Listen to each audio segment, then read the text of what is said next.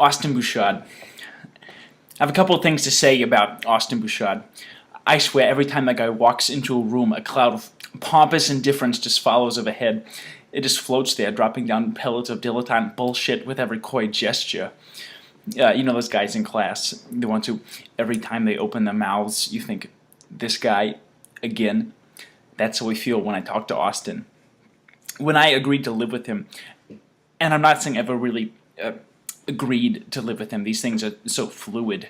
There was a kind of understanding between us of sorts, a sort of mutual unspoken agreement that we could both adhere to a couple of basic rules, sort of like guidelines for a pleasant academic environment. So I get here, right, and I'm sitting on the couch in my own living room, and it's a really nifty couch, by the way. I picked it up from some old bird at a yard sale for $50, and she just said I was the cutest thing and would love to have me come over and clean her gutters sometime.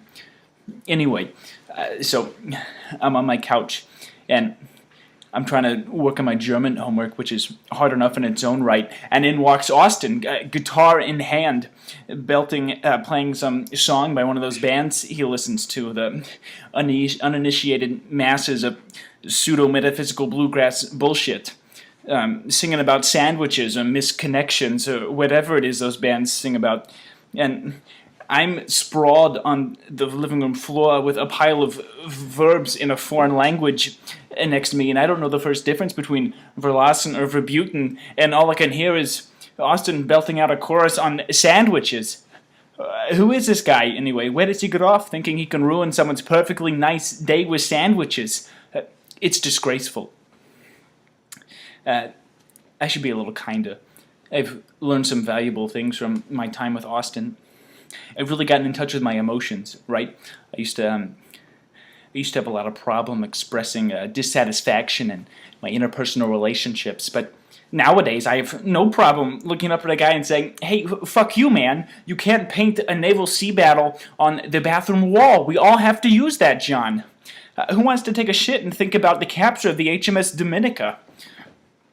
You know what hurts worse than my asshole after a box of taquitos and half a bottle of Canadian Club?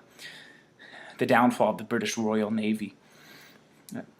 When I was a kid, my grandma used to have this saying on a fridge. It's better to look back on life and say, I can't believe I did that, than to say, I wish I did that. I don't think that's true anymore. Sometimes you have these experiences that really shake you up, that shift your whole foundation of what it means to be anything in this vast, expanding universe.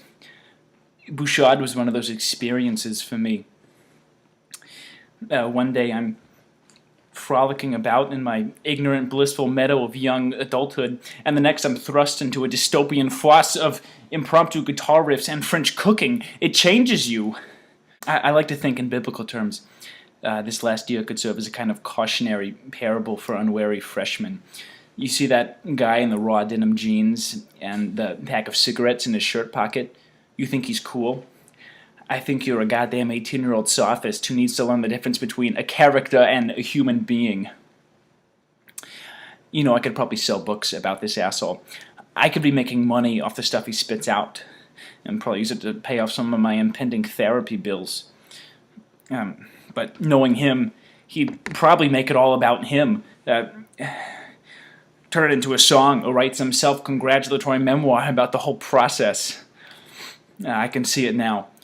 Austin Bouchard is the worst fucking roommate in the entire world by Austin Bouchard.